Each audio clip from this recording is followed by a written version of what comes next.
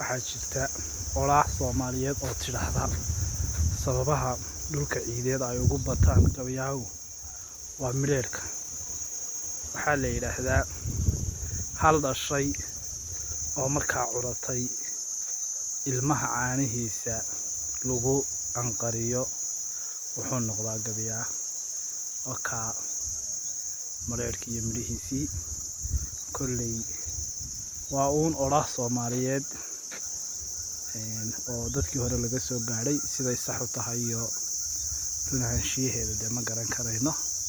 kuwa nimcooyinka Ilaahay alxamdulilah alxamdulilah dad iyo dunyaba meeshan waa ku nimcaysteen barwaaqaa ka dhacday. rabbow nimcadaada noo siyaadi. maanta oo bishu ay tahay 19 Juun 2026 waxaanu joognaa hawd sare iyo meesha aadka u quruxda badan